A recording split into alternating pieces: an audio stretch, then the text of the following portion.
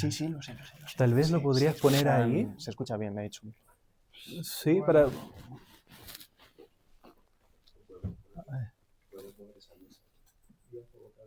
No, ahí está bien. Sí.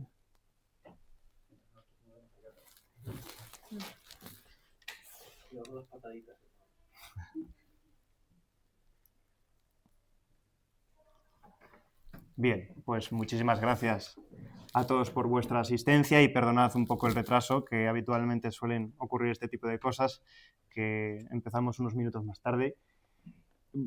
Yo pienso que para la Universidad Rey Juan Carlos y para la Asociación Libertaria Austríaca hoy es un día de muchísimo orgullo porque con nosotros tenemos a dos gigantes que vienen de otro país, que vienen de Chile y claro, eso no podemos decirlo todos los días. Con nosotros tenemos a Víctor Espinosa, que me enorgullece decir que va a ser el próximo ministro de Economía de la República de Chile, sin duda, miembro del alma económica del Partido Nacional Libertario.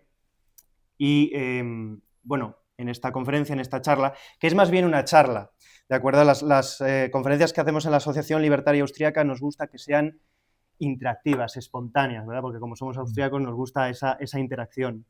Por lo tanto, Víctor va a exponer el programa económico del partido, va a exponer lo que sin duda se va a realizar en esta gesta histórica de las elecciones en noviembre, una vez ganen las elecciones, porque las van a ganar, y cómo la economía de Chile va a cambiar profundamente. Porque es cierto que como en España y como en muchísimos países del occidente, hemos vivido décadas perdidas, hemos vivido años perdidas por la tiranía del comunismo y del socialismo que nos ha estado gobernando, y Chile no es un caso diferente. Entonces, Víctor nos va a hablar de este programa económico del Partido Nacional Libertario, que es así como se llama su organización, y yo, por supuesto, va a hablar él de lo que considero oportuno, pero me gustaría, Víctor, que como austríaco que eres, ilustrases al público de la importancia que tienen los valores morales que están detrás de las ideas económicas del partido. Porque muchas veces se piensa que los economistas solamente defienden principios así matemáticos y difíciles de entender, cuando en la realidad es todo, pues, la vida, el sentido común, la humanidad. Y con nosotros también nos acompaña Daniela, que es la presidenta, o cómo podemos decirlo, la directora académica del Instituto Mises Conosur, que nos recibió en su inauguración a Miguel Ángel y a mí. Miguel Ángel hoy está sentado en el público porque tiene la garganta fatal, hay que decirlo. Nos recibieron tanto a la Universidad del Desarrollo, a la que pertenece Víctor Espinosa, porque también es académico, también es profesor de universidad, y el Instituto Mises Conosur, pues en profunda hermandad, y nosotros teníamos la misión de pues traeros a la Universidad Rey Juan Carlos, a nuestra asociación, y también nos va a contar, no sé en qué orden queréis hacerlo, si primero Daniela o primero tú, Víctor, como primero Víctor, nos va a contar cuál es la misión que se hace desde el Mises Conosur para también defender la civilización, porque no es solamente partidos políticos, no es solamente organizaciones que vayan al Parlamento, sino es organizaciones que desde la sociedad civil se encarguen de dar la batalla. Y el Mises Conosur, y nosotros lo hemos visto en persona, se encarga, es la organización top 1 de Chile de batalla cultural. Y seguro que lo va a ser top 1 de toda América Latina o de toda Hispanoamérica. Así que, the floor is yours. Bueno, muchas gracias por la invitación. Es un verdadero honor volver a mi casa. Yo hice mi máster en Economía de la Escuela Austríaca y el doctorado acá también con Huerta de Soto. Viví acá casi 4 años, en Vicálvaro precisamente. Frente en la calle Lago Sanabria está una pileta acá frente a la universidad y ahí hay un edificio, ahí. Entonces estoy muy contento de volver después de casi... ¿Cuántos años? ¿Dónde está Isabela? 5 años, sí. Y fue durísimo porque yo me vine solo, sin conocer a nadie. En ese tiempo mi novia vivía en Chile, me venía a ver una vez al año para Navidad y yo viajaba una vez al año para allá en agosto para su cumpleaños. Así que fue un periodo súper maravilloso, conocer muchos amigos, el profesor Bagús, el profesor Alonso, Antonio Martínez, el profesor Huerta de Soto, por supuesto, que se portó excelente desde el primer momento. Profesor Carreiro, Juan Ramón Rayo también, que cuando yo hice el máster él era el profesor de políticas públicas. Y nada, y vine a esta universidad porque conocí al profesor Huerta de Soto cuando estaba haciendo mi máster en Economía y Políticas Públicas en Chile, en la Universidad Adolfo Ibáñez, de la mano de Leonidas Montes, que para los que no lo conocen es el máximo exponente de Adam Smith en Hispanoamérica. Bien, es director del Centro de Estudios Públicos, el CEP. Y tenía que hacer mi tesis sobre un modelo econométrico, una evaluación de impacto. Y yo le dije, me acerqué a este profesor y le dije, pero profesor, he tenido todos los cursos de econometría que se pueden tener, econometría 1, 2, microeconometría 1, microeconometría 2, evaluación de impacto, análisis costo-beneficios, y algo que no me hace sentido. Si uno pudiera predecir el devenir de las acciones humanas y de las variables macroeconómicas, los profesores de econometría no serían profes de econometría, serían las personas más millonarias del mundo. Bastaría que una empresa contrate a un profesor de econometría, ¿bien? Y no quebraría. ¿Bien? Entonces me dijo, no te preocupes, lee este libro. Y me pasó los fundamentos últimos de la ciencia económica de Mises, su último libro en vida de 1962. Y luego también me entregó un paper que se llama Why There Are No Austrian Socialists? ¿Por qué no hay austriacos socialistas? De Don Lavoie, el maestro de Pete Boettke en George Mason. Y ahí me hizo todo sentido lo que no me hizo sentido ni en el grado ni en el posgrado. Entonces, de ahí llegué, leí todo Mises, todo Hayek, Rothbard, etc. Y de repente encontré un señor que gritaba mucho en YouTube, que era Huerta de Soto. Entonces, me vi todos sus videos, después sus libros. Terminé el máster en el año 2016 de Políticas Públicas y me contrataron como profesor en la Adolfo Ibáñez. Y Iván Kachanowski, que no sé si lo conocerán, un argentino economista que ahora está en el Mises también con nosotros, lo trajimos como académico. Bueno, que recientemente le entregaron el honoris causa también a Huerta de Soto en Argentina. Me invitó al Congreso Internacional de Economía Austriaca en Rosario. Bien, esto fue en el año 2016. Y estaba Javier Milei, Alberto Venegas Lynch, hijo, estaba María Blanco, bien, Iván Carrino, muchos discípulos de Huerta de Soto. Y vendían todos sus libros. Entonces vi los libros de este señor que gritaba arte y me los compré todos. Y ahí estaba Óscar Carreiro también, estaba Daniel Carreiro y Noemi. Entonces, todos me hablaban muy bien de él. Entonces lo empecé a investigar y dije, bien, con él voy a hacer el doctorado. Bueno, y me vine para acá y fue la mejor experiencia de la vida. La mejor experiencia de la vida. Y luego volví a Chile, me trabajé en la Universidad Autónoma de Chile, porque llegué el año 2020, como a mitad, en plena pandemia, toda la gente estaba despidiendo, las empresas cerrando. Entonces la universidad donde yo había trabajado me dijo, no te preocupes, cuando tú vuelvas del doctorado vienes a trabajar con nosotros. Entonces llegué y lo primero que hice fue a la Universidad Adolfo Ibáñez y me dijeron, no, estamos despidiendo gente. Espera que pase el tema de la pandemia y hablamos. Entonces comencé a hablar con varios decanos de distintas universidades y me contrataron en la Universidad Autónoma de Chile. Después de eso me fui a la Universidad del Desarrollo, donde estoy ahora, y también en el Instituto Mises Conosur, que comenzó este año. A raíz de la visita de Jesús Huerta de Soto a Chile este año en abril, la tercera semana de abril. ¿Qué más? Bueno, ¿y cómo llegué a la política? Lo que pasa es que he tenido muy mala experiencia en la política. En la universidad fui dirigente estudiantil de lo que se llama el movimiento gremial, que ahí Daniela es la experta en eso, y tuve muy mala experiencia, era como el PP. ¿Ve? Entonces pensaban A, decían B y hacían C, o sea, vale. Y escuchaba de primera mano a los políticos diciendo que bueno que no me quedé sin trabajo cuando eran reelectos, bien, cómo se repartían los cupos, bien. Entonces quedé súper desilusionado. Pero en todo este tiempo de tener tantos alumnos, desde el 2016 que doy clases hasta ahora, todos mis alumnos, como les pasará mucho a los del máster, pueden entrar socialistas o comunistas, pero salen todos libertarios. Entonces, muchos de mis alumnos estaban en el círculo de Johannes Kaiser, que es el fundador del Partido Nacional Libertario, que hoy va tercero en las encuestas y subiendo. Y este partido nació en noviembre del año pasado. O sea, recién se inscribió oficialmente en marzo o abril de este año. Y vamos terceros y subiendo. Podemos tener mayoría en el Parlamento, 35% en el Parlamento. Bien. Y todos copiándonos las ideas, eso es lo más entretenido. Hasta los comunistas quieren reducir ministerios ahora, porque corrimos mucho el cerco.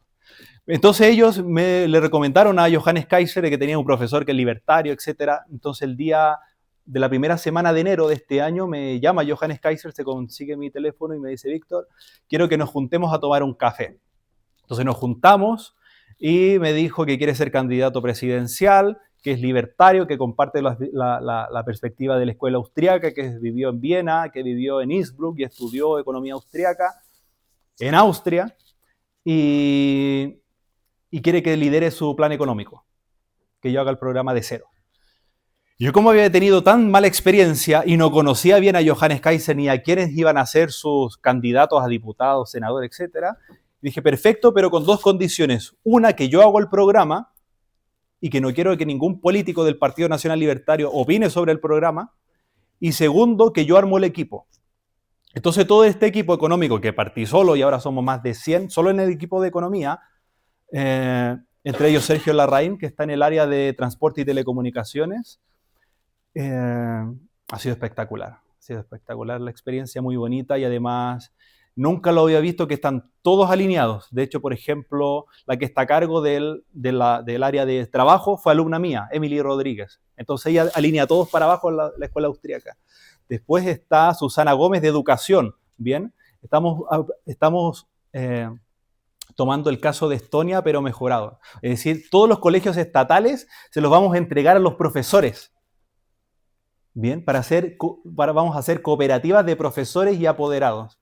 Sobre un mínimo básico pueden enseñar lo que quieran, que se pongan el salario que quieran, que se administren con libertad administrativa y financiera, porque se va a financiar con sistema de voucher. Es decir, las familias chilenas que van a recibir un voucher por carga van a decidir qué proyecto de educación es útil y cuál no, y el que no va a quebrar. Bien.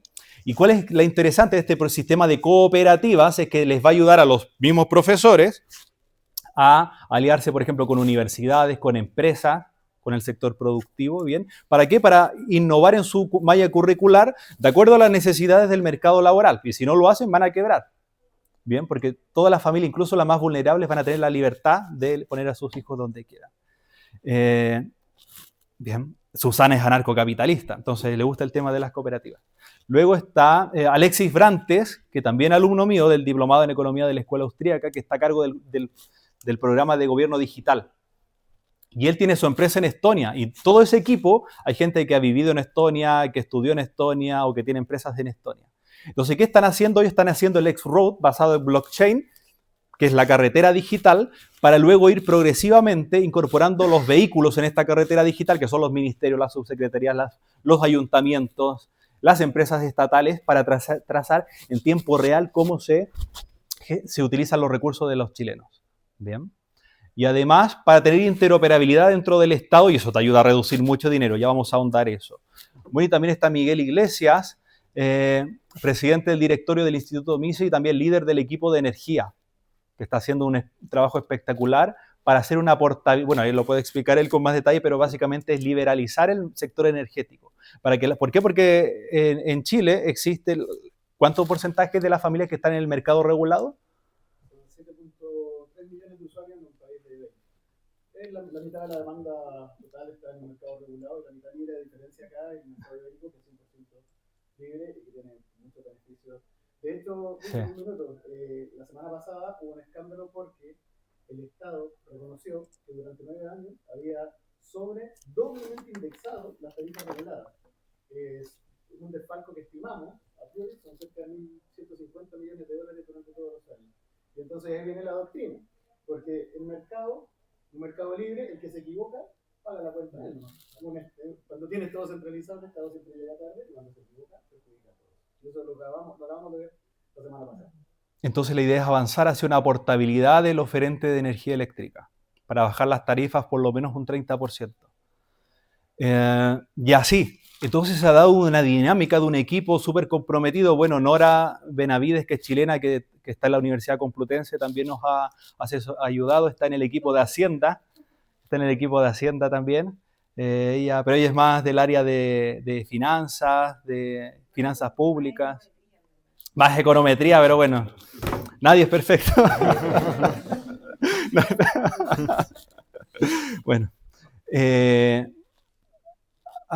Bueno, ¿y por qué la escuela austríaca? ¿Por qué la escuela austríaca? Bueno, ¿y por qué acepté? Bien, si somos anarcocapitalistas.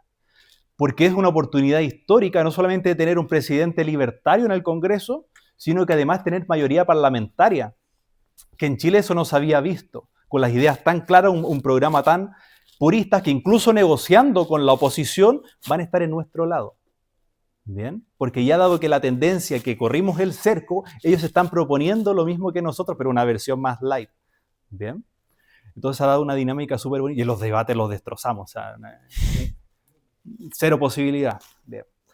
Bien, entonces nuestro programa está basado en la Escuela Austríaca de Economía porque a diferencia de otras escuelas, la Escuela Austríaca posiciona a la función empresarial, a todos nosotros tomando decisiones todos los días, identificando y resolviendo problemas. ¿Para qué? Para hacer la vida del prójimo más agradable, como el centro del crecimiento y desarrollo económico.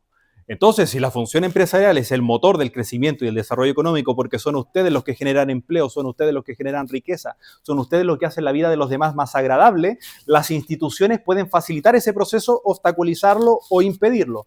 Facilitarlo, por ejemplo, las instituciones formales, que son las constituciones, las leyes, los decretos, regulaciones, o las instituciones informales, que es básicamente la cultura, normas sociales de convivencia, hasta la terminología, la nomenclatura de Douglas North.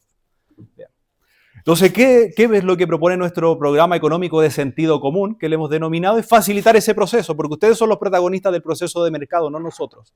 Los políticos y el Estado lo que han hecho es básicamente obstaculizar o impedir.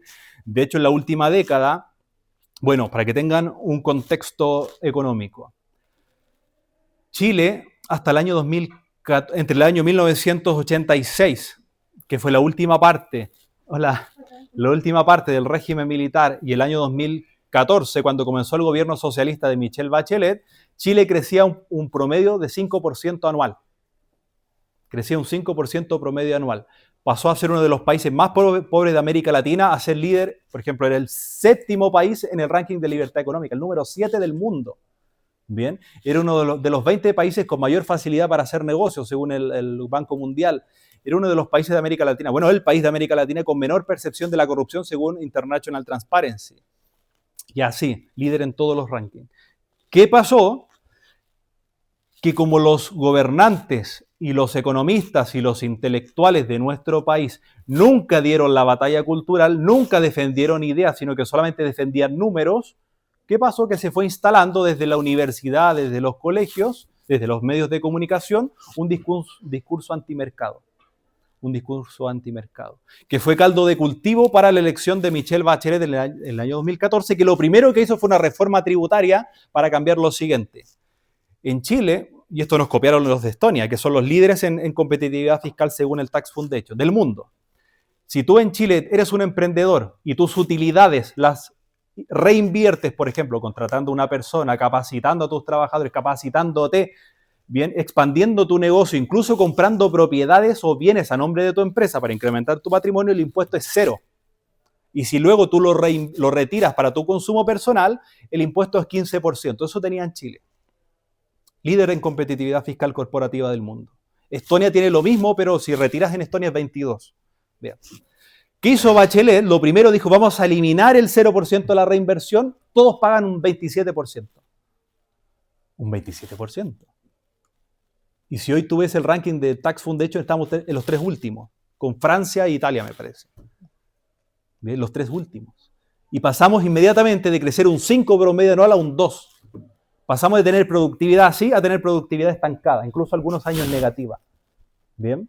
Pasamos de estar top 20 en el ranking Doing Business a estar 59.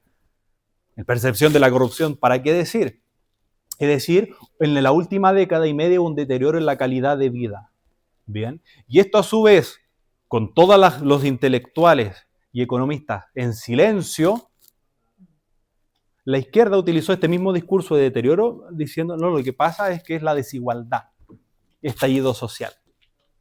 Estallido social. Entonces la culpa de que se estancó la economía, la productividad y que a usted cada vez le es más difícil llegar a fin de mes, que a usted le es más difícil cada vez más comprar una casa, es culpa del capitalismo. Pero como dice Huerta de Soto, si Chile hoy es un país capitalista, de ser el 7 a ser el 39 en libertad económica, que venga Dios y lo diga. Entonces, por eso está el Partido Nacional Libertario. Por eso está el Partido Nacional Libertario, para dar la batalla cultural y proponerles un programa de sentido común a los chilenos para que volvamos a retomar el rumbo del desarrollo, que es el rumbo que teníamos, no es nada inventado nuevo. Bien. Entonces este programa tiene 4 pilares, el programa económico. El primer pilar es una reforma tributaria para volver a lo que tenía Chile, 0 a la reinversión y 15 retiras. No solo eso, sino que vamos a reintegrar, porque esto es lo otro que hizo Bachelet, desintegró el sistema tributario. Es decir, yo soy un emprendedor hoy, si tengo utilidades, pago un 27%. Y si la retiro para mi consumo personal, puedo pagar hasta un 40% por impuesto a la renta personal. Bien, ¿qué vamos a hacer? Que era lo que tenía Chile antes, que si tú tienes un emprendimiento y retiras si no retiras 0, si retiras 15, pero ese 15 sirve como crédito para restar al impuesto a la renta personal que es de hasta un 40%. ¿Por qué? Porque es el mismo ingreso. Es una doble tributación, o sea, es una estafa. Bien, entonces lo vamos a reintegrar. Entonces los políticos me han dicho varias veces, y los economistas de los otros candidatos, que parece que no saben nada de economía, dicen, pero va a caer la recaudación fiscal. Bien. Cuando uno ve la historia económica de recaudación tributaria como porcentaje del PIB, entonces teníamos ese sistema, recaudábamos 17,5% del PIB. Actualmente, con este sistema nuevo, que nos hizo estar del primero a los 3 últimos de competitividad fiscal corporativa, recaudamos 17,4%. La curva de Laffer, nos pasamos. ¿Bien? Nos pasamos de la curva de Laffer. Bien. Entonces, ¿qué otra vamos a hacer en la primer pilar de la reforma tributaria? Eliminar el impuesto a la herencia, porque es un regalo post-mortem y todo lo que tú regalas, que es un regalo, ya pagó sus impuestos. Entonces, lo que hace el impuesto a la herencia es obstaculizar o impedir el crecimiento de las empresas familiares, porque nosotros, como no somos políticos y tenemos una visión de largo plazo, queremos que las microempresas sean gran empresas. Y los estudios internacionales muestran que eso tarda alrededor de 50 años, 2 o 3 generaciones, de pasar a micro a grande. Bien. Entonces necesitamos eliminar el impuesto a la herencia. ¿Por qué? Porque si yo heredo un negocio, tengo que venderlo para pagar el hasta 25% del impuesto, o sea, destruye la empresa familiar. Bien. También vamos a eliminar el impuesto que se llama las contribuciones, que es el impuesto a las viviendas, a todos los inmuebles, ya sea de carácter comercial o de vivienda. ¿Por qué? Porque es inmoral. Es inmoral. ¿Por qué? Porque, ¿qué ocurre en Chile? De que tú te compras una propiedad y te vuelves un arrendatario ad perpetuum del Estado, que si no le pagan las contribuciones que se pagan 4 veces al año y que el año pasado con respecto a este subieron un 60% porque lo suben a discreción sin preguntarle a nadie, te haces esclavo finalmente, no hay derecho de propiedad. No hay derecho de propiedad privada. Y todos los años el Servicio de Impuestos Internos, que creo que se llama Agencia Tributaria, basta que escriban una circular en el Servicio de Impuestos Internos y te suben el avalúo fiscal de tu propiedad y pagan más contribuciones, porque es un porcentaje del avalúo fiscal. ¿Bien? Entonces, por ejemplo, bueno, yo pasé de pagar de un año a otro 600 euros a 1.000 euros. De un año, desde el año pasado a este. Imagínense los jubilados que viven de su pensión. ¿Bien? Entonces la situación es desesperante principalmente para los adultos mayores que se jubilan y no tienen cómo pagar y tienen que vender su vivienda. Bien. Entonces lo vamos a eliminar. ¿Qué otra cosa tenemos en la reforma tributaria? Invariabilidad fiscal, un régimen de invariabilidad fiscal. En Chile, en 1974, el régimen militar con los Chicago Boys crearon el DL 600, el decreto de ley 600, que era un régimen de invariabilidad fiscal para empresas extranjeras. Es decir, si yo soy una empresa española y voy a invertir a Chile, no te van a cambiar las condiciones tributarias. Pero eso lo eliminó Bachelet con su reforma tributaria también. Otro antecedente, el RIGI en Argentina el año pasado. Para las empresas extranjeras que invierten en Argentina sobre un monto determinado para arriba, tienen invariabilidad fiscal por 30 años.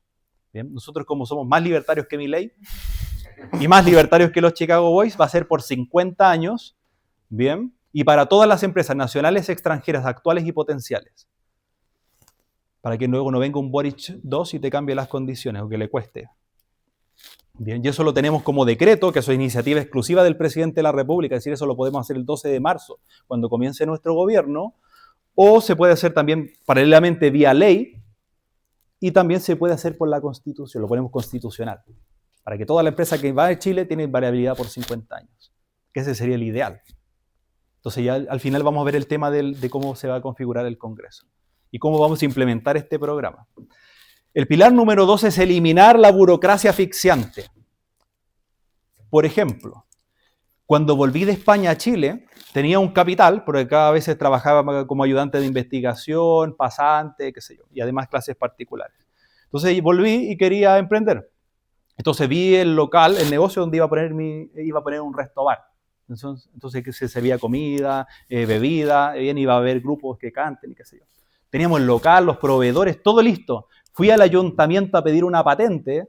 O sea, es ridículo. ¿Por qué le tienes que pedir un permiso a un político para emprender? O sea, una locura. Ya. Y me dijo, no, sabe que ya dimos todas las patentes de alcohol. Si usted quiere una patente de alcohol, tiene que comprarla a alguien que ya la tenga.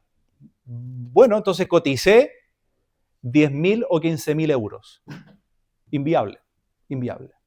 No solo eso, sino que al día siguiente tuve que ir al Ministerio de Salud para que me dieran un permiso sanitario. Y me faltó un papel. Y dije, no, sabe que le falta un papel, vuelva mañana. Y perdí toda la mañana en la fila. Entonces, ¿qué hice? Estos finales del 2020. Metí todo mi dinero en criptomonedas y el 2021 fue el rally. Entonces me fue mucho mejor y no tuve que preguntarle a ningún burócrata. Pero si no sabe del tema de las criptomonedas, no lo haga porque va a perder su dinero. ¿Bien? Si no sabe, no lo haga. Bien. Entonces, ¿qué vamos a hacer? ¿Cuál es el marco? Que también esto lo tienen que ver en España. En Chile hay una ley que se llama la Ley 19.300, que es la ley base del medio ambiente. Todas aquellas inversiones que están en la Ley 19.300 tienen que hacer una declaración de impacto ambiental o si generan, según el Estado, una contaminación significativa, un estudio de impacto ambiental que puede paralizar proyectos de inversión hasta 10 años. Hasta 10 años. Bien. Pero la mayoría de los emprendimientos no está en la ley 19.300. Entonces, ¿qué vamos a hacer con todos esos que son micros, pequeñas empresas? Una declaración jurada.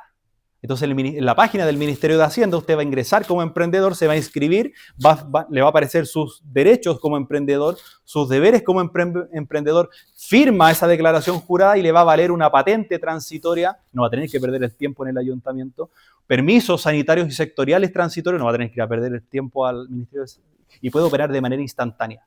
Y la fiscalización va a ser ex post. Bien, de vuelta el Estado como facilitador. Y ahora, ¿qué vamos a hacer con las empresas que caben en esa ley? La vamos a cambiar. ¿Por qué? Porque la ley es el qué y el decreto es el cómo. Entonces, nuestro plan de entrada es cambiar el cómo, que es el decreto, y eso es iniciativa de Johannes Kaiser. Y mientras tanto, se aprueba la ley en el Congreso, que es modificar la ley 19.300, para cambiar este sistema estúpido, socialista, globalista, de declaración de impacto de estudio, por un sistema de permisos ambientales. ¿Qué significa eso? Tú eres un emprendedor de la minería, de la agricultura, de la infraestructura o de la energía, vas a tener compromisos medioambientales. ¿Cuáles son esos? La Constitución de la República de Chile. Dice, no recuerdo el número, tal vez Miguel me dirá, lo tendrá en mente, dice, se debe garantizar un medio ambiente libre de contaminación. Eso dice la Constitución de Chile.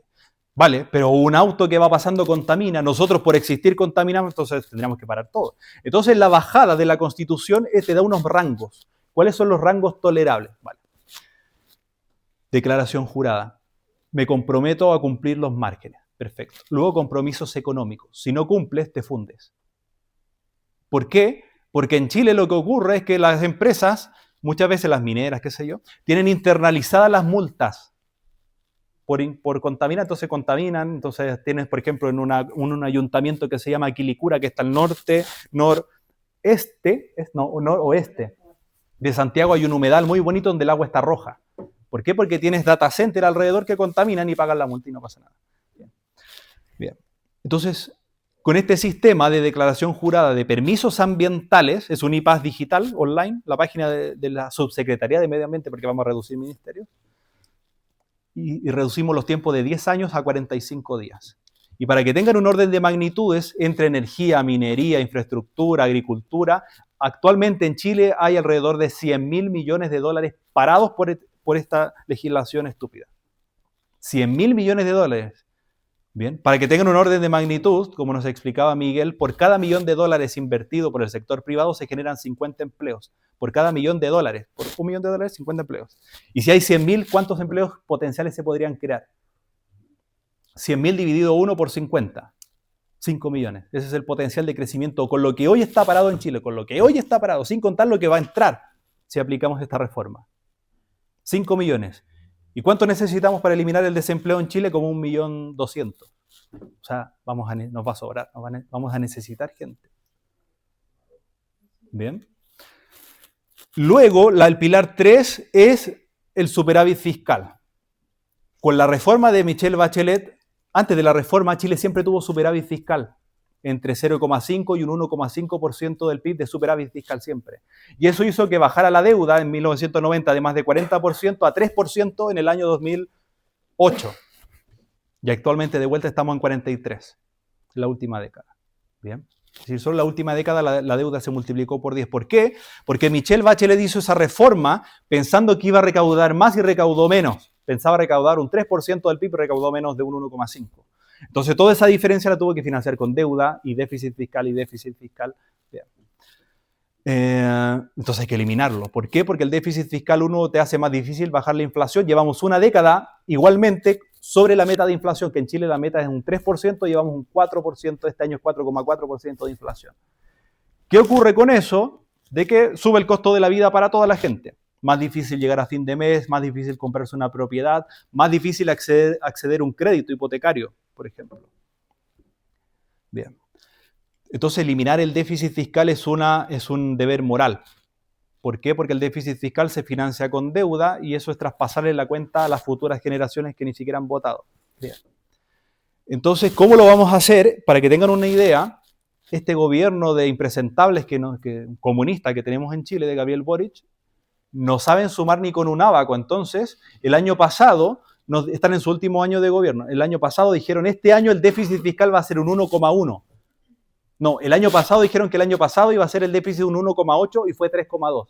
Después dijeron, no, el próximo año va a ser un 1,1. Después dijeron, no, va a ser un 1,8. Después dijeron, no, va a ser un 2,2. Y ahora salió un informe que es 2,5. Pero ¿qué están haciendo? Como se están gastando todo, porque estamos en elecciones, están traspasando facturas para que se cobren el próximo año. Es decir, nosotros vamos a tener que pagar esas facturas. Y eso está ocurriendo en salud, en educación, en obras públicas, en vivienda y urbanismo, incluso en la policía. Las cuentas de celular de los policías están pasando al próximo año. Entonces nosotros estimamos que el déficit fiscal va a estar más cerca de 10%, o sea, de 3%. Y eso son alrededor de 10.000 millones de dólares. Entonces, para eliminar el déficit, tenemos que reducir el gasto público al menos 10.000 millones de dólares.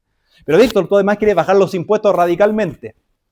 Y tú dices que se recauda lo mismo cuando teníamos ese sistema, pero la curva de Laffer no es automática. Es decir, si yo bajo los impuestos hoy, las empresas hoy van a comenzar a instalarse, a crecer, pero tal vez la recaudación va a crecer, no sé, en 2 años más.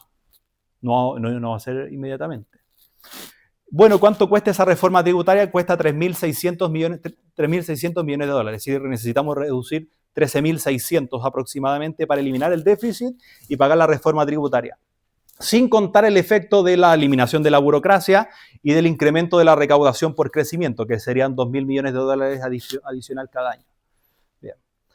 ¿Cómo lo vamos a hacer? En Chile, en la última década, se duplicaron los funcionarios públicos, de 500.000 a casi 1.200.000. Bien. Solo sacando 100.000, que son los que se contrataron en este gobierno con militancia, y los tenemos a todos con nombre, apellido, RUT, qué tipo de contrato tienen, dónde están. ¿Por qué? Porque además en nuestro equipo económico, donde están ahora, hay un grupo que se llama DIP, Departamento de Eficiencia y Eficacia Pública, que se da todo, o sea, en eso nos ayudó Federico Sturzenegger. Donde hay informáticos, hay contadores, ingenieros civiles, ingenieros en control de gestión, de distintas... Bueno, y también está Sergio. También está Sergio en el DIP. ¿Y qué están haciendo? Ellos tienen toda la data del Estado con un desfase de una semana, de cómo se van gastando los recursos en todas las áreas. Por eso ya sabemos que el déficit es 3, no es 2,5. Bien. Sabemos dónde están los funcionarios públicos, los militantes, todo. Incluso de las empresas públicas. Incluso una vez me invitaron a la televisión pública, en TVN, que es el canal, ¿cómo se llama? Canal Nacional de Televisión, TVN. Y el periodista me pregunta esto, y le dije, tenemos todos los datos, incluso de TVN, y el periodista empezó a tartamudear. Sabíamos hasta cuánto ganaba, quién lo contrató, todo eso. Entonces, vale. Entonces, si sacamos a los 100.000 operadores políticos que contrató este gobierno por militancia, vamos sumando. 3.158 millones de dólares. 3.158 millones de dólares. Solo sacando a los apitutados de este gobierno. 3.100, vamos sumando. Luego de eso tenemos los PMG, Programa de Mejora de Gestión. No sé si en España tendrán eso, que le dan un bono a los funcionarios por trabajar bien. ¿Sí? ¿Lo tienen? Seguro que sí, y como no lo sabemos, lo ponen más alto. Vale. En Chile, los PMG, Programa de Mejora de Gestión, se lo ganan todos los funcionarios, como el 98%. Todos, lo hagan bien o lo hagan mal. ¿Por qué? Porque si a mí mi jefe me evalúa mal, yo puedo demandar a mi jefe y mi jefe me sube la nota y me dan el bono. Todos se ganan el bono. Y ahí hay 2.000 millones de dólares. Vamos a eliminar los PMG. Bien. Porque en la última década han empeorado todos los servicios públicos. Bien. Bien. Ahí entonces tenemos 5.158 millones de dólares. No solo eso, sino que el sector público en promedio ha lanzado escuchen bien, 2,5 millones de licencias médicas. Es decir, en promedio, per cápita, son más de 60 días por funcionario. Y eso le cuesta al Estado de Chile, afírmense, 2.500 millones de dólares. ¿Por qué? Porque eso lo paga la sanidad pública. 2.500 millones de dólares. Entonces, ¿por qué? Porque como en España también, los funcionarios tienen un estatuto administrativo distinto, o sea, tienen reglas distintas, es decir, se creen dueños de los cargos, etc. Lo vamos a reformar para que sea lo más similar al estatuto, al Código del Trabajo, que es el sector privado, donde ellos mismos se pagan las licencias. Entonces, supongamos que solamente podemos bueno, y además de eso, 2,5 millones de licencias. En Chile actualmente hay un escándalo porque muchos funcionarios se piden licencia y luego los pillan en vacaciones, que están en el Caribe, ¿bien? O piden licencia y luego los pillan en el casino, ¿bien?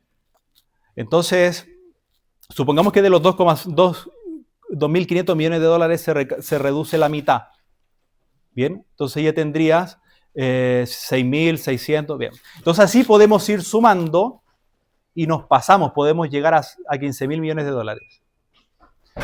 Luego, y eso está en detalle en el programa de gobierno que se puede ver en Google, luego el pilar 4 es la transparencia y la legitimidad del Estado, o sea, de la función pública. ¿Cómo lo vamos a hacer? Con esta plataforma, con el X-Road basado en blockchain, bien, para incorporar como plataforma inicial, para ir incorporando todos los ministerios, las subsecretarías, los ayuntamientos, las empresas públicas, notarías, conservador de bienes raíces, todo.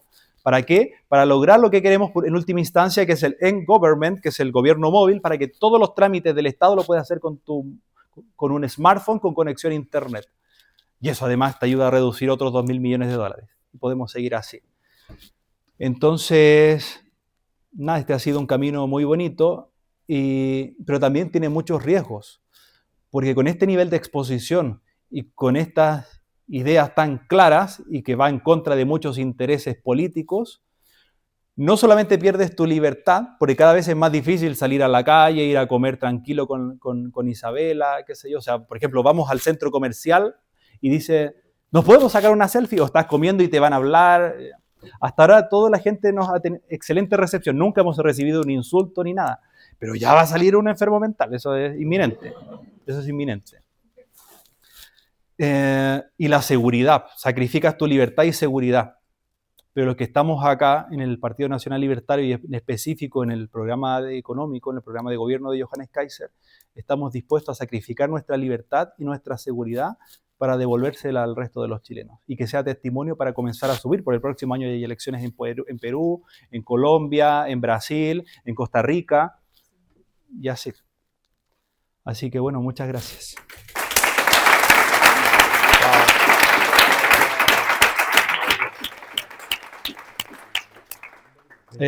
Bueno, yo sí. antes daremos algún turno de preguntas, pero antes, Daniela, por favor, cuéntanos sobre el Mises. Bueno, yo seré muy breve y agradezco el espacio que gentilmente me ha otorgado Víctor de su tiempo. Yo les quiero comentar sobre el Instituto Mises Conosur, que lo abrimos recientemente en Chile, y también hablarle un poco sobre los resultados de la batalla cultural que se ha dado justamente en nuestro país. Como ha comentado Víctor, ha sido una pelea difícil desde el área política, ¿cierto? Pero esto no puede solamente relegarse al nivel de instituciones, que es sumamente relevante. Y nosotros, justamente cuando estuvimos en Argentina, acompañando al profesor Huerta de Soto en su reconocimiento que le dio justamente el presidente Javier Milei, nosotros estábamos conversando y nos dimos justamente cuenta de que el mundo de los centros de pensamiento, think tanks, ¿cierto?, u otros institutos que buscan dar la pelea, tanto a nivel cultural como académica, estaba al debe en Chile. Y ahí nosotros nos propusimos abrir justamente el Instituto Mises Conosur. ¿Por qué se llama Conosur? Porque si bien inicialmente tiene presencia en Chile, ahora estamos abarcando a Argentina y eventualmente queremos, ojalá, ser el faro de luz, ¿cierto?, de libertad en todo el continente americano. Nosotros nos dimos cuenta que había una falencia en este sentido y probablemente ustedes también lo observan justamente en la realidad española, en que, por ejemplo, lo que se denomina la centro-derecha, ¿cierto? Aquí lo podemos ubicar principalmente en el PP, finalmente ha cedido justamente al discurso del progresismo, mucho Excel, pero finalmente tampoco con las ideas correctas, porque finalmente se basa en un Excel basado en ideas keynesianas que tampoco llevan a un buen rumbo de nuestras sociedades. Entonces ahí nosotros decidimos abrirlo. Inicialmente nosotros hicimos el evento, el kickoff del MISE a finales de agosto. Tuvimos una muy buena recepción. Inicialmente nosotros comenzamos nuestros cursos, tanto formativos como también programas académicos, a finales de septiembre. Y les quiero contar que ya partimos con 2 cursos que terminaron la semana pasada. De hecho, llegando a Chile vamos a tener nuestra primera ceremonia de graduación con ya cerca de 50 alumnos con los 2 cursos que impartimos, uno sobre economía para emprendedores, que nos llegó mucha gente interesada, no solamente jóvenes académicos, sino también muchas personas adultas. Y ahí nosotros podemos identificar la necesidad de llegar con la idea de la libertad, que tienen efectos reales en la población en general, ¿cierto?, de los emprendedores al momento de querer surgir, de abrir sus negocios y finalmente poder llevar a cabo sus proyectos de vida. Pero también, por ejemplo, tuvimos otro curso que se llamaba Aproximación a los feminismos e ideología de género, que no estábamos promoviendo el feminismo, sino más bien también queremos dar cuenta de las problemáticas y los efectos que tienen todas estas políticas woke que ustedes han visto muy bien. Aquí se me viene, por ejemplo, a la mente las declaraciones nefastas que dio hace un par de años Irene Montero cuando dijo, ¿cierto?, que todos los niños podían tener relaciones sexuales con quienes quieran. Y eso fue completamente un escándalo y eso también, ese tipo de ideas también han llegado a Chile. Y recientemente también nosotros, comenzó de manera muy exitosa el diplomado en la Escuela de Economía Austriaca, con 14 alumnos, y próximamente en noviembre vamos a empezar con un segundo diplomado en Ciencia Política que se titula Pensamiento Político, Poder y Libertad. Y estamos muy contentos porque, como ustedes ven, esta fue una iniciativa que surge en todo este contexto político electoral, pero también de una batalla cultural que nosotros hemos estado dando de distintas aristas. Bueno, yo también vengo justamente de la academia, también he hecho clase de teoría política, yo soy cientista político, pero que fuertemente nos afectó en Chile el mal llamado estallido social, ¿cierto?, y los 2 procesos constituyentes que fueron nefastos para nuestro país. Y nosotros nos dimos cuenta que la batalla cultural era muy relevante y justamente eso lo vemos los efectos, como el relataba Víctor, que incluso hasta personas del Partido Comunista están hablando de reducir ministerios. Y eso ya es una victoria cultural que nosotros estamos muy felices de atribuirnos justamente al sector de los libertarios, ¿cierto? Pero que también es muy relevante la formación a nivel ciudadano. Y también desde el Instituto Mises Conosur nosotros eventualmente queremos avanzar con programas de máster, queremos lanzar nuestro máster en economía austriaca, y eso ya va a ser todo un éxito, y eventualmente también ya a un largo plazo en un doctorado.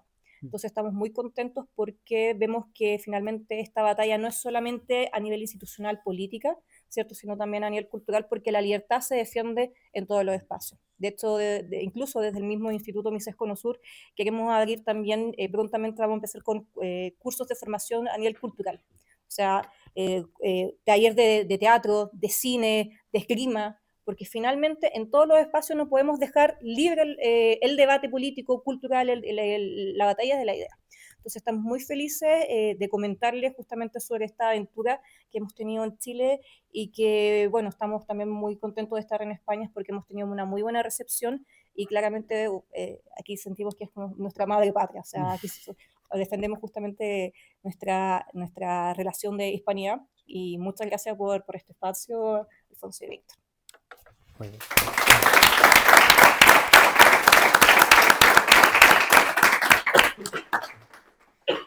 Bien, pues yo creo que tenemos unos minutillos para preguntas. Espero que el doctorado empiece pronto. A mí eso me interesa. Un doctorado en Santiago de Chile. Vale, ¿puedo empezar? Sí, sí, por favor. Hola, ¿qué tal? Buenas tardes. Soy investigador de la universidad y vengo también preocupado desde el punto de vista cómo ha venido mermando Chile. Yo soy de Venezuela. Mi hermana y mi cuñada, mis sobrinos, ahora son chilenos porque tienen 7 años. Están en Los Ángeles y Concepción. Trabajan en CNPC. ¿Sí? Obviamente han venido reduciéndose las ideas de la libertad y obviamente la moneda sé que también se ha devaluado. Pero justamente mi pregunta iba hacia eso. ¿Cuál es, desde el punto de vista del plan económico, está muy claro? Bien, somos austriacos, propiedad, mercado libre, instituciones sociales y libertad. ¿Cuáles son las estrategias de mercadeo para incrementar el afianzamiento hacia las ideas de libertad que justamente usted estaba tocando? Pero veo que es el Mises Institute, que es un gran logro, y son escaladas que se van haciendo hacia la libertad. Pero eso está en Santiago. Y justamente Chile tiene muchísimas regiones, muchas ciudades. Entonces, ¿cuáles son las estrategias de marketing político y de mercadeo político para incrementar estos afianzamientos hacia la libertad? Que es donde está la falencia en toda Hispanoamérica. Ahí es donde está, hemos fallado como libertarios. No en el plan económico, porque está muy clara la ruta, pero en el aspecto de mercadeo político, ¿cuáles son las estrategias en Chile para regresar a lo que fue incluso mucho mejor antes de los Chicago? Es una pregunta para Víctor, porque está con Johannes Cáncer, que está su hermano. Y obviamente ahí usted sabe que hay mucho que avanzar, muchísimo en Chile, con ustedes. A ver. Sí, pero de ser nada a comienzos de año a tener mayoría en el Parlamento, yo creo que y que los comunistas nos estén copiando las ideas, yo creo que ganamos la batalla cultural.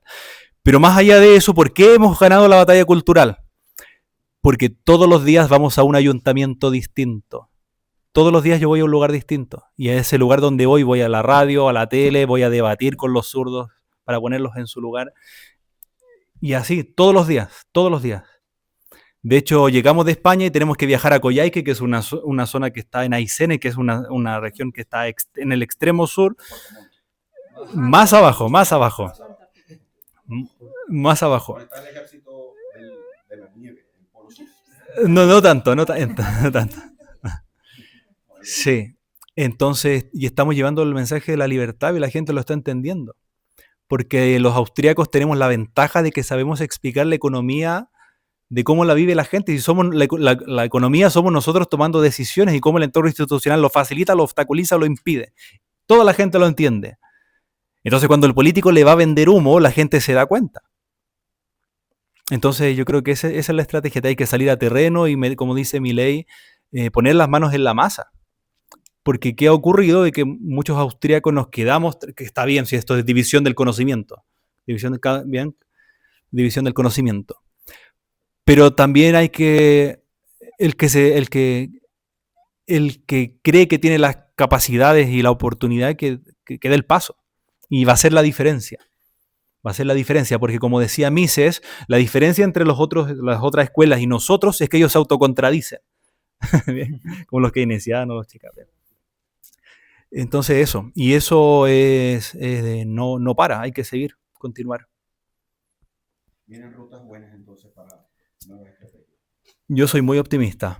Sí, de hecho, dadas las encuestas presidenciales, es imposible que gane la candidata comunista. Porque está la candidata comunista sola y hay 4 de centro derecha. Y los 4 proponen lo mismo que nosotros, pero en distintos grados. Bien, entonces segunda vuelta nos unimos todos. Y eso es más del 60% de los votos. Y no solo eso, sino que para implementar nuestro programa económico de sentido común o nuestro programa de gobierno en general, tiene 4 fases. La primera, el plan A son las leyes. Entonces estamos redactando la reforma tributaria, laboral, educacional, de seguridad, de pensión, etcétera, para lanzarlas todo el 12 de marzo, el primer día de gobierno. Y mientras eso se discute en el Congreso, el plan B son los decretos supremos, que es iniciativa exclusiva del presidente de la República. No sé si se acuerdan cuando fue electo Donald Trump y tenía un cerro de carpetas que tenía que estar bien. Johannes Kaiser no va a dormir, la primera semana va a estar todos los días firmando decretos. Luego, que se pueden hacer muchas cosas, porque la ley es el qué y el decreto y el reglamento son el cómo, y el cómo lo escribimos nosotros. Y el plan C son los reglamentos. Por ejemplo, para revertir el tema de las contribuciones del impuesto territorial, que esos son circulares del Servicio de Impuestos Internos. Sí. Y eso es una circular que deroga la circular anterior. Y luego el plan D son consultas populares no vinculantes, es decir, para mí la reforma tributaria, la eliminación de la burocracia y la reducción de ministerios para eficientar el gasto público son claves. Pero supongamos que los políticos no quieren bajar impuestos, no quieren eliminar la burocracia, es decir, quieren que la gente siga perdiendo el tiempo, proyectos paralizados 10 años. O sea, eso es indefendible. Entonces, cuando tú debates con ellos que defienden, es indefendible y la gente ya se da cuenta.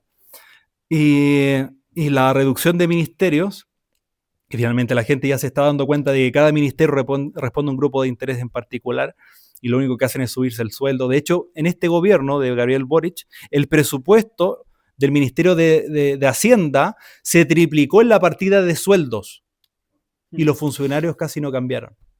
O sea, se triplicaron el sueldo en 4 años. Bien. Entonces eso es indefendible. ¿Bien? Entonces la consulta popular no vinculante, los vamos a subir toda esa reforma en la página del Ministerio de Hacienda y la gente va a poder votar con lo que se llama su clave única. Cada chileno tiene una clave única que es única e intransferible. Entonces que voten y eso a nosotros nos va a servir como insumo para mostrar a los políticos en su cara, en el Congreso, que están votando en contra de la gente. Que por culpa de ellos la gente no llega a fin de mes, que por culpa de ellos la gente no se puede comprar una casa, que por culpa de ellos la gente no puede salir tranquila a la calle porque tiene miedo de que le roben. O la secuestren, o peor, con todas estas bandas transnacionales que están pasando por la frontera con Bolivia, que la vamos a cerrar el 12 de marzo. Eso. Y los chilenos decidirán. Eso. Sí. Bueno, ante todo, buenas tardes. Mi nombre es Piero. Yo no soy de Chile, soy de Perú. Ah, bueno, mi esposa es peruana. En primer lugar, muy buena exposición del programa económico. De hecho, yo siempre dije de que hay que mirar a Chile como ejemplo en la economía. Dado que Perú y Chile son vecinos, Chile, bueno, admiro el programa económico chileno, sobre todo el Chicago Boys, que implementaron a mediados de los 70. Sí. Y que sintió la Constitución que promulgaron en el año 80. Dio a Chile una etapa de un crecimiento sostenido a largo plazo. Que, sin embargo, como usted bien lo había dicho, de que dejó de crecer sostenidamente en 2014. Y bajo esa consigna de la desigualdad en el otro lado, en el otro bando, porque si bien Chile venía de reducir la pobreza hasta lo más mínimo en América Latina. Sin embargo, para la izquierda, esto no es suficiente. ¿Por qué? Porque una vez que se reduce la pobreza, sale otro tema, que es la desigualdad de ingresos. Es decir, odiar al que le va bien, al que gana más. Pero sin embargo, desde la óptica liberal, la desigualdad es aceptable siempre y cuando los que están abajo puedan costear o sea, puedan satisfacer sus necesidades, puedan ganar considerablemente bien. Porque si bien dijo Axel Kaiser, también lo sigo, que la pobreza es mala, pero la desigualdad no lo es. Entonces, en Perú ha pasado lo mismo. Pasó lo mismo hasta el momento, porque bajo la consigna de la nueva constitución, que muchos grupos de izquierda en Perú están que lo claman, porque la constitución del 93, que se promulgó en Perú, la diferencia es que entre Perú y Chile, la constitución en Perú es economía social de mercado, en Chile es economía de mercado, pero la constitución de Perú dio un Banco Central independiente, que hoy en día tiene la inflación baja de Latinoamérica, 2% anual. 2% en los últimos 50 años, promedio. Sí. Los promedios, ¿no? Entonces, y aquí también va mi pregunta, ¿no? Con el tema de la AFP, ¿cómo podría un gobierno libertario bajo el mandato de Johannes Kaiser podría reformar la AFP, dado que tanto en Perú y Chile la AFP ha sido un tema de debate, por lo que ha sido impopular. Sí. No, lo que pasa es que en Perú, ¿qué es el sistema de FP? Lo que pasa es que en Chile y en Perú el sistema de pensiones tiene 3 pilares. El principal pilar son empresas privadas que administran fondos. Es decir, si usted trabaja, le descuentan un 10% de sus ingresos y eso va a un fondo de capitalización individual, es decir, un dinero que se transa en bolsa y eso sirve para su pensión futura. Y luego se complementa con otras cosas. ¿Cuál es el problema en Perú? Que el 70% de los trabajadores están en negro. Es decir, el 70% de los trabajadores en Perú no cotizan. Entonces la gente se jubila y no tiene pensión. Entonces se vuelve dependiente absolutamente del Estado, tiene que trabajar hasta el final de sus días, en cualquier cosa para subsistir. Entonces, ¿qué vamos a hacer en el programa de pensiones? Bueno, y entonces la izquierda dice, sí, el problema de las pensiones en Perú y en Chile es que las pensiones son bajas. Obvio, si tiene el 70% en negro, que por lo tanto ha cotizado cero, y si se jubila tiene cero, obviamente que la pensión va a ser baja. En Chile, antes del 2014, la rentabilidad de los fondos de pensiones del sector privado era 9% real, o sea, descontado inflación, y actualmente es 2-3%. Producto de todo el desastre. ¿Por qué? Porque como el dinero se invierte en el mercado de capitales y el país está mal, cae el fondo. Bien, y se invierte según el fondo, porque hay distintos multifondos en nacional o internacional. Si la economía mundial está mal, bueno, el fondo también baja. Entonces, ¿qué vamos a hacer? Bueno, y otra crítica que se le hace es que son un oligopolio. ¿Por qué? Porque a ti te quitan el 10% y te obligan a estar en una de estas 5 empresas. Vale. Entonces, ¿qué vamos a hacer nosotros? Hay una asociación que se llama Comisión para el Mercado Financiero, es decir, donde están todas las empresas del sector financiero, que deben ser 50. Nosotros vamos a abrir el mercado de fondos de pensiones a todas las instituciones que están en la CMF, que cumplen estándares internacionales. Y pasaste de 5 a 50, para que la gente tenga mayor libertad de elegir. Esa es la principal propuesta, pero hay muchas otras que es con la tasa, pero es muy aburrido para explicarla ahora. Sí. Entonces el problema del desafío de Perú es reducir la informalidad laboral. Sí. Hola, buenas noches. Mi nombre es Clemente Zamora, también soy peruano. Una pregunta. Con la propuesta que estás haciendo, me gusta bastante, pero vas a pisar muchos callos, como le decimos en Perú. O sea, vas a incomodar a mucha gente, le vas a quitar muchos fuentes de ingresos. Que claro, es una fuente ilícita, ¿no? Que está legalizada simplemente porque ellos son los que escriben las leyes. Sí. En nuestros países se ha caracterizado porque cuando alguien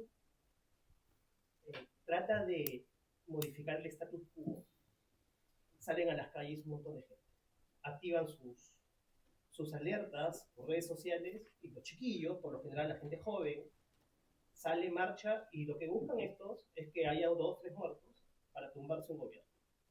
Y así otra vez ellos regresar de una forma violenta a tener estas cebollerías y estos privilegios. ¿Cómo vas a tratar la fuerza del orden en un eventual gobierno de ustedes? Bueno, varias cosas. Primero, el Estado no es una agencia de empleo.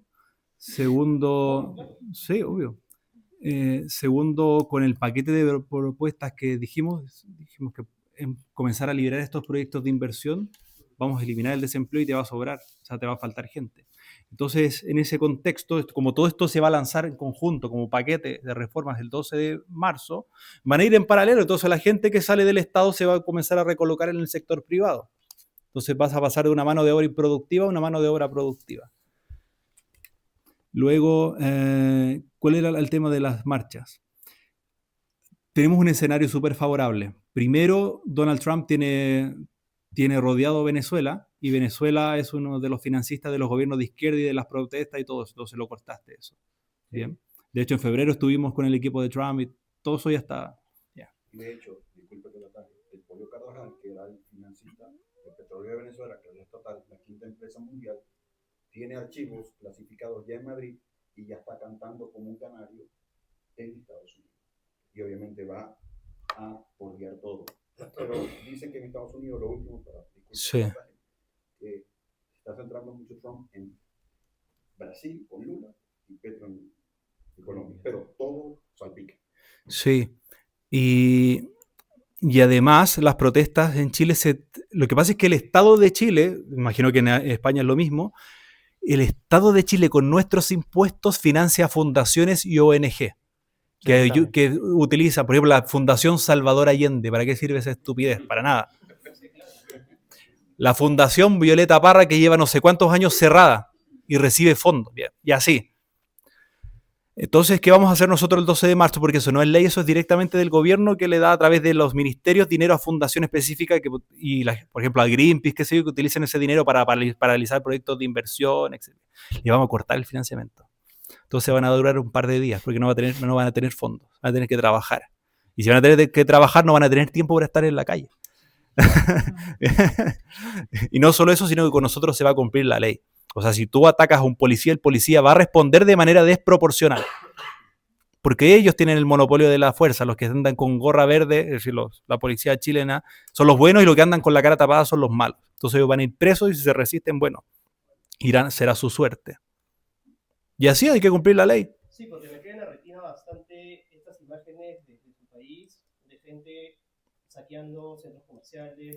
El estallido delictual, obviamente. Sí, claro. Que son los que hoy están en el gobierno. Y ahora este gobierno de Boric dice, no, es que bajo nuestro gobierno hay paz social. Sí, porque están todos adentro.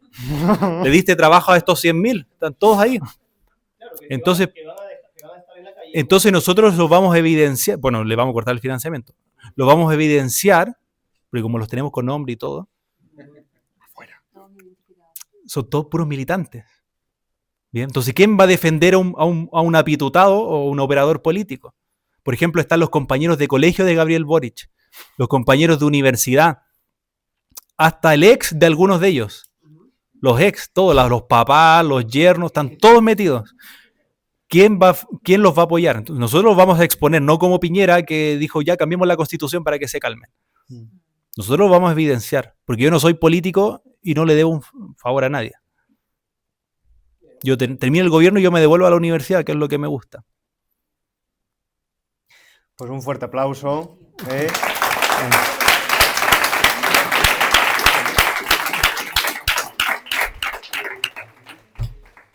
Qué bueno. Buenísimo. Ha sido genial.